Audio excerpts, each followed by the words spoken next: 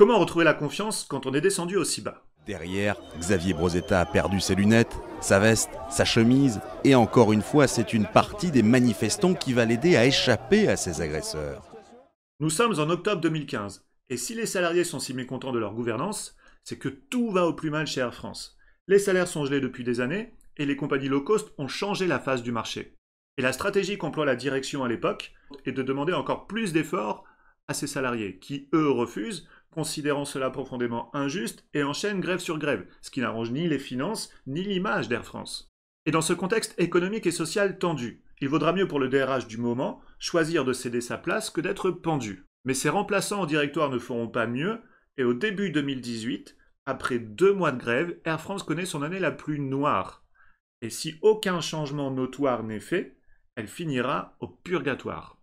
Qui choisir pour sauver cet avion en perdition? Contre toute attente, c'est Ben Smith, un Canadien inconnu sur le sol européen, qui va reprendre les commandes. Et le fait qu'il ne soit pas français n'est pas du tout du goût des salariés. Comment gérer ça? Il est possible que vous aussi, un jour, vous ayez à faire face à de la défiance, avec un proche, avec un collègue de travail, avec votre manager ou avec un client. Là, il faudra viser juste. Optez pour un comportement qui fera école ou risquer de tout faire exploser en vol.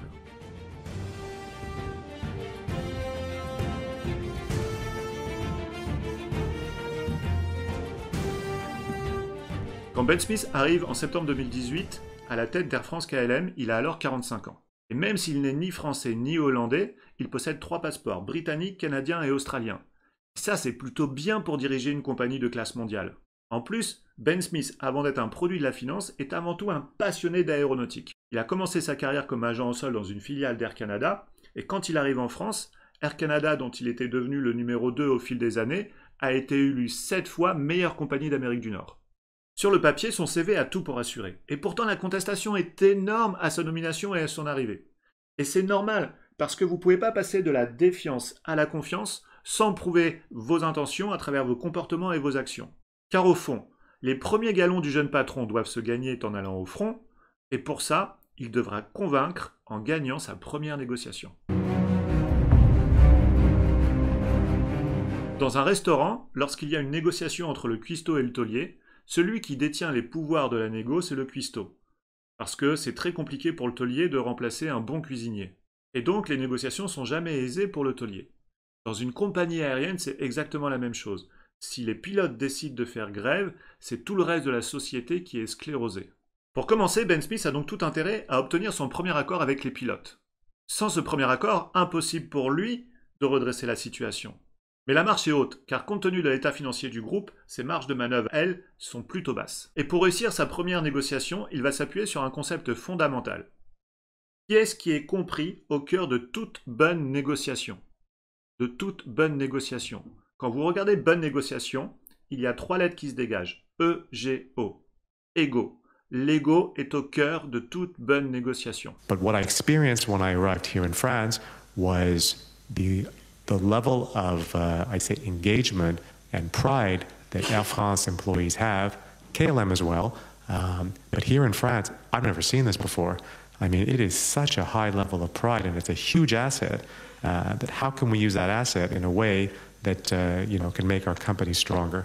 Et bien souvent, les négociations se résument à des guerres d'ego. L'ego de l'un cherchant à dominer l'ego de l'autre pour obtenir le meilleur pour lui-même. Mais quand vous cherchez à renouer avec la confiance, c'est un piège dans lequel vous ne devez absolument pas tomber, au risque de vous condamner à échouer.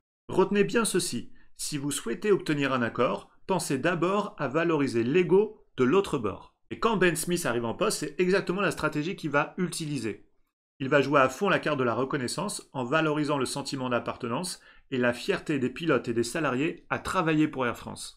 Le 19 février 2019, Ben Smith et le principal syndicat des pilotes de ligne, le syndicat national des pilotes de ligne, signent un accord validé par 85% des votants. Les pilotes de ligne gagnent une augmentation de salaire et Ben Smith obtient de leur part une plus grande flexibilité sur leur planning. Cet accord est une première victoire pour Ben Smith. C'est son premier galon. Et c'est important parce que ça va lui donner la crédibilité nécessaire pour s'attaquer aux autres chantiers et ça va l'aider à déjouer les pièges qui vont se dresser devant lui. La confiance est comme un muscle, il faut l'entretenir quotidiennement pour la renforcer. Et début 2020, Ben Smith va se trouver avec une décision à prendre qui pourrait bien lui être fatale.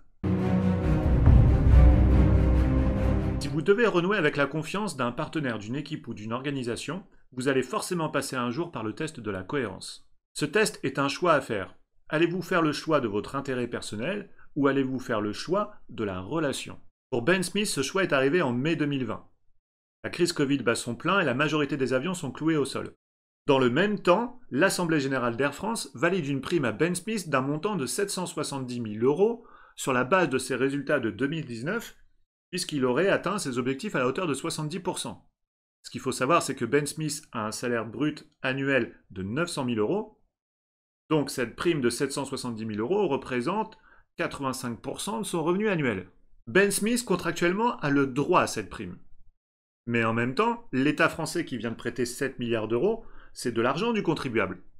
Donc vous voyez le dilemme pour Ben Smith. Il est confronté au test de la cohérence. Soit il privilégie son intérêt personnel et il prend le chèque, soit il privilégie l'intérêt de sa relation avec la société et il refuse le chèque. Imaginez que vous soyez à la place de Ben Smith. Honnêtement, qu'est-ce que vous faites? On vous donne un chèque de 770 000 €. Vous le prenez ou vous le refusez? Mettez en pause cette vidéo et dites-moi en commentaire ce que vous feriez à sa place. Honnêtement, il est clair que si Ben Smith prend le chèque, il va perdre toute la crédibilité auprès de ses salariés. S'il prend le chèque, c'est toute la politique de redressement de la société qui tombe à l'eau.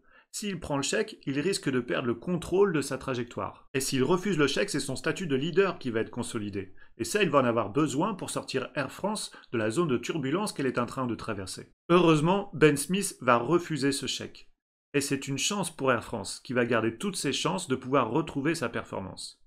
Alors si vous êtes, vous aussi, confronté à une situation dans laquelle il vous faudra renouer avec la confiance, pensez à Ben Smith et à Air France, obtenez vos premiers galons dans une première négociation.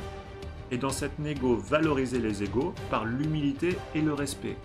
Et si la confiance, votre confiance, par chance, un jour se trouve confrontée au test de la cohérence, gardez votre trajectoire et préservez l'espoir. J'espère qu'en ma compagnie, vous avez passé un bon vol. Quant à moi, je vous retrouve à la prochaine escale, jusqu'à ce que la confiance, bien sûr, redécolle.